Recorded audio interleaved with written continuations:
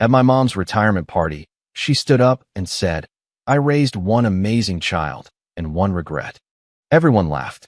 My sister shouted, "At least she's finally saying it out loud." I just smiled, took the microphone, and said, "Then you won't mind if I share my gift first." 2 minutes later, the screen lit up, and my mom's smile disappeared completely. I, 32M, watched my mother stand at the podium during her retirement party, her champagne glass raised high as she delivered what she thought was a harmless joke. The ballroom fell silent for a heartbeat before erupting in awkward laughter. My sister beamed from her seat at the front table, finally hearing the validation she'd craved for 30 years. But I wasn't laughing. I was calculating. Growing up, I was the invisible child. While my sister collected trophies for dance recitals and science fairs, I spent afternoons alone, building computers from spare parts I'd saved for months to buy. When she brought home straight A's, Mom would frame them and hang them in the living room. When I graduated valedictorian, Mom mentioned it briefly at dinner before launching into a 20-minute story about my sister's latest college acceptance letter.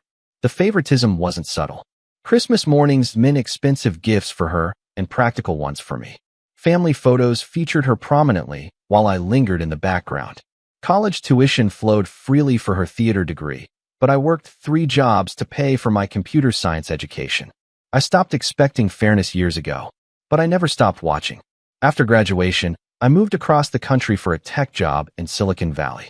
The distance made family gatherings bearable. I'd fly home for holidays, endure the subtle comments about my career choice versus my sister's artistic pursuits, and return to my life where my work actually mattered. My sister, meanwhile, struggled to find steady employment with her degree. She moved back home after college, taking temporary jobs while pursuing her acting dreams. Mom called it following her passion. I called it delayed adolescence. But something interesting happened during those years of distance. I started paying attention differently. I noticed things during phone calls. Mom would mention financial stress, unexpected expenses, credit card bills. She'd joke about retirement being impossible, about working until she died. My sister, living rent-free at home, never seemed to contribute much beyond token grocery runs. So I started digging. Credit reports aren't hard to access when you know what you're doing. Banking records, loan applications, mortgage documents, they leave digital footprints everywhere. What I found painted a clear picture of systematic financial abuse disguised as maternal love. Over 8 years, Mom had taken out 17 different loans, credit lines, and cash advances totaling nearly $200,000. The stated purpose was always the same: supporting my sister's career transition. Acting classes, headshots, apartment deposits in Los Angeles, car payments, health insurance premiums, credit card debt consolidation. My sister had burned through Mom's retirement savings, her emergency fund, and her equity line of credit. The house I grew up in now carried a second mortgage. Mom's retirement party wasn't celebrating financial freedom. It was a desperate attempt to maintain appearances while her world crumbled. But the real revelation came 6 months ago. I was visiting for Mom's birthday when I overheard a phone conversation between them. My sister was in Los Angeles again, chasing another acting opportunity that required upfront investment. She needed $12,000 for a showcase that promised industry connections. Mom's voice cracked as she explained there was no money left. The credit cards were maxed out. The house was leveraged beyond reason. She couldn't help anymore. My sister's response was immediate and vicious. She reminded Mom of all the sacrifices she'd made, how she'd given up stable opportunities to pursue art. She mentioned how I had abandoned the family for my selfish career while she stayed close to provide companionship. She suggested that Mom's financial problems stemmed from poor planning, not her support. Then came the threat that changed everything. My sister told Mom that if she couldn't provide this final investment, she'd have no choice but to distance herself from the family. She'd move to New York permanently, cutting contact until Mom could demonstrate real commitment to her dreams. She wouldn't waste time around people who didn't believe in her potential. Mom broke down completely. She promised to find the money somehow, begged my sister not to leave, and apologized for being a burden. She offered to sell family heirlooms, to take out a personal loan against her pension. I stood in the hallway listening to my mother beg for my sister's continued presence while simultaneously funding her financial destruction. That's when I decided to act. Building the presentation took months of careful research. I documented every loan, every payment, every broken promise. Bank statements, credit reports, loan applications, payment histories. I compiled 8 years of financial records that told an undeniable story. But data alone wouldn't be enough. I needed context that would resonate with family members who'd watched this dynamic play out for decades. I included photographs, my sister's Instagram posts from expensive restaurants and shopping trips, always posted during periods when mom was claiming financial hardship. Screenshots of Facebook updates about acting classes and workshops that cost thousands while mom worked overtime to pay for them. I cross-referenced the timeline of my sister's financial requests with mom's credit report. Every acting opportunity coincided with a new loan application. Every career setback triggered another emergency withdrawal from retirement funds. The most damning evidence was a series of text messages I'd recovered from an old phone mom had asked me to transfer data from. My sister's messages revealed a calculated strategy of emotional manipulation. She'd promise visits home, then cancel if financial support wasn't provided. She'd hint at depression and isolation, using mom's guilt as leverage for additional funding. But the presentation needed a narrative that would land with maximum impact. I structured it as a business case, complete with projected costs and future implications. At current spending rates, mom would be bankrupt within 18 months. Her house would enter foreclosure. Her retirement would consist of minimum wage employment and government assistance. I ended with a simple question.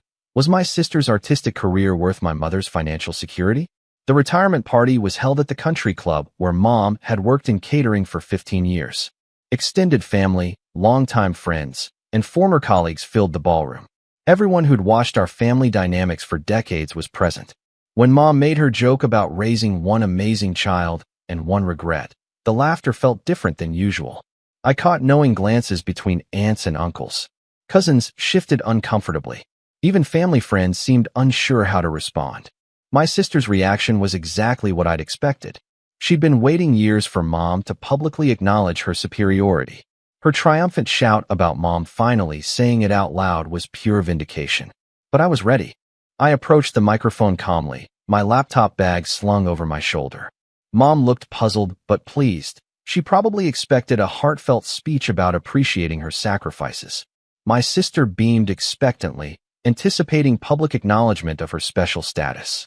I started simply, thanking everyone for celebrating mom's career and expressing gratitude for her years of hard work.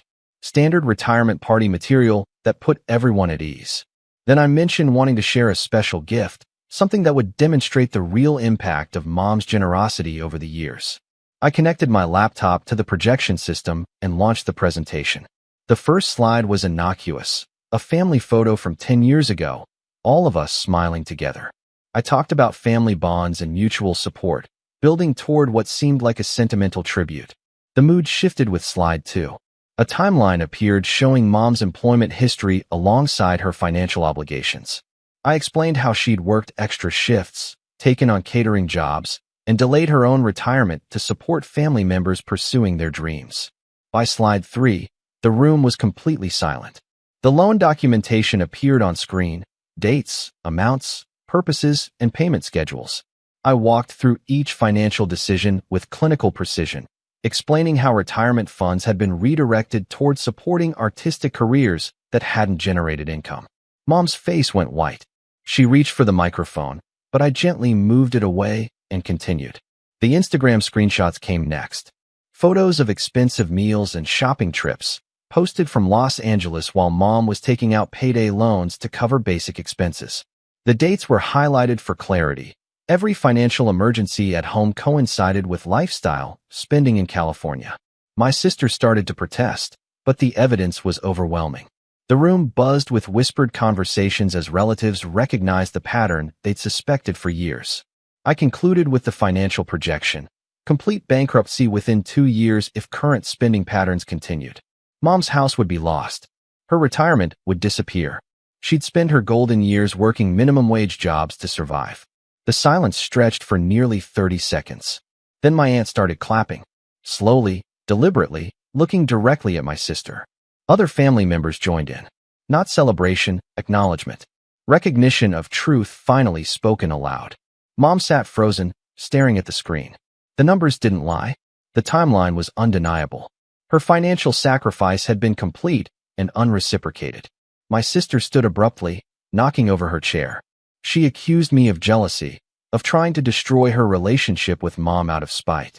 She claimed the financial support was temporary, that her career was finally gaining traction, that she'd pay everything back soon. But the room had seen the evidence. 8 years of temporary situations and promised paybacks that never materialized. The manipulation was clear to everyone present. Update 1. The immediate aftermath was brutal. My sister stormed out of the party, screaming about family betrayal and artistic persecution. Several relatives followed her, but not to provide comfort, to express their own frustrations about years of enabling behavior they'd witnessed. Mom remained at the table, staring at the projection screen even after I'd turned it off. When she finally spoke, her voice was barely audible. She asked how long I'd known about the financial situation. I told her the truth. I'd suspected for years, but confirmed it recently. I'd hoped she would recognize the pattern herself, but the retirement party joke made it clear that intervention was necessary. She asked why I'd chosen such a public forum for the revelation. I explained that private conversations hadn't worked. My sister was skilled at manipulation and emotional deflection. Public accountability was the only way to break the cycle of financial abuse. The word abuse hit her like a physical blow. She'd never considered it in those terms. To her, supporting her daughter's dreams was maternal duty. The fact that those dreams had consumed her entire financial future was a consequence she'd accepted as necessary. But the family reaction told a different story.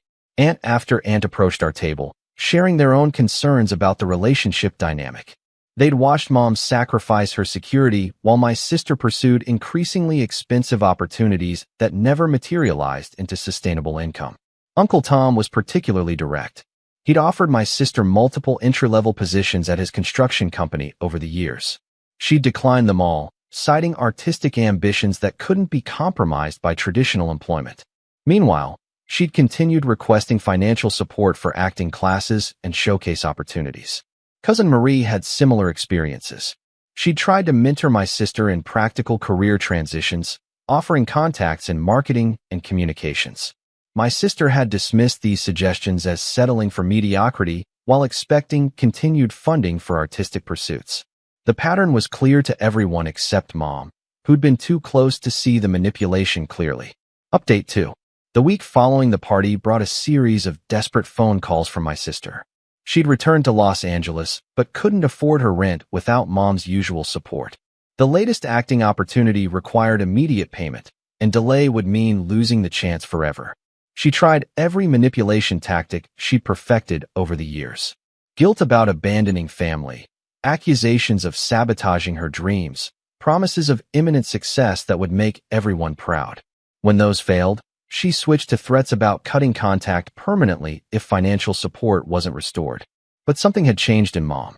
The public revelation had shattered her ability to rationalize the relationship dynamic.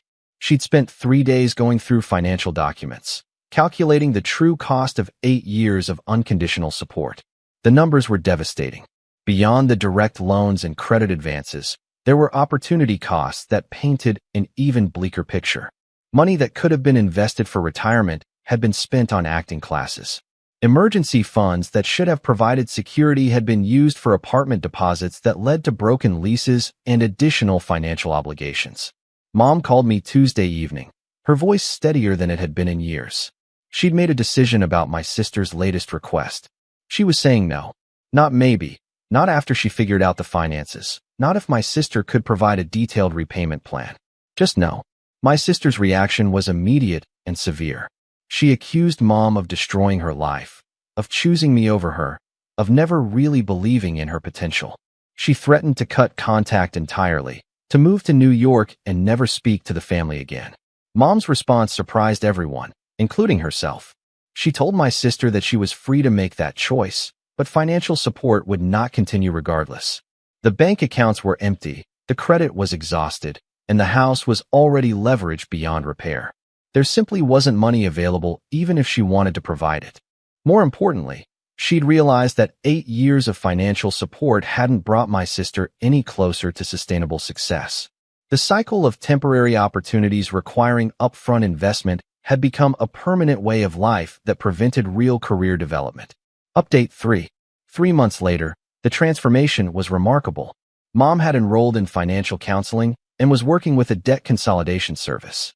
The house would need to be sold, but the proceeds would eliminate most of her debt and provide a modest down payment on a smaller place. Her retirement timeline had been extended by 5 years, but bankruptcy was no longer inevitable. More significantly, she'd started setting boundaries that had been absent for decades. When my sister called requesting emergency funds for a family member's medical crisis, Mom asked for documentation. When none was provided, she offered emotional support, but no money. My sister's threats about cutting contact proved to be empty. After 6 weeks of silence, she called asking for help with a job interview. Not financial assistance, actual advice about interviewing for administrative positions. The conversation was different. My sister asked specific questions about resume formatting and interview preparation. She mentioned that her roommate's brother worked in marketing and might have entry-level opportunities available. She didn't mention acting classes or showcase opportunities. She didn't request funding for artistic pursuits. She talked about health insurance and apartment deposits like practical considerations rather than obstacles to her dreams. The change wasn't complete. Manipulation patterns developed over decades don't disappear overnight. But the financial leverage that had enabled years of emotional abuse was gone. My sister had to engage with reality in ways she'd avoided for nearly a decade. Mom's response was cautiously supportive. She offered advice and encouragement for legitimate employment opportunities. She declined requests for financial assistance, but provided emotional support for the difficult transition from dreams to practical sustainability. The family dynamic had shifted permanently. Relatives who'd watched the manipulation for years now felt free to offer honest feedback about career decisions and life choices. The public revelation had broken the conspiracy of silence that had enabled years of financial abuse. My sister secured an administrative position with the marketing company in early December. The salary was modest, but it came with health insurance and growth opportunities. She mentioned during a Christmas phone call that the work was more interesting than she'd expected, and she'd been asked to contribute to some creative projects. She didn't apologize for the financial damage or acknowledge the manipulation that had characterized our relationship for years. But she did thank Mom for the years of support and express understanding about why continued funding wasn't possible. It wasn't the dramatic reconciliation or heartfelt confession that would make a satisfying movie ending, but it was real progress toward a relationship based on mutual respect rather than financial dependency. The retirement party had been intended as a celebration of Mom's career achievements. Instead, it became the catalyst for breaking a destructive pattern that would have consumed her financial security and our family relationships. Sometimes the most loving thing you can do is refuse to enable someone's self-destruction, even when they've convinced themselves that your support is love. The truth was uncomfortable for everyone involved, but it was also liberating. My mother's retirement won't be the comfortable golden years she'd originally planned, but it will be sustainable, dignified, and free from the constant financial crises that had defined the past 8 years. And my sister, despite her initial resistance, is building a life based on her own efforts rather than someone else's sacrifice. That foundation, however uncomfortable in the short term, offers possibilities for genuine success that years of financial dependency never could have provided. The gift I'd given my mother wasn't just financial transparency. It was permission to prioritize her own well-being without guilt.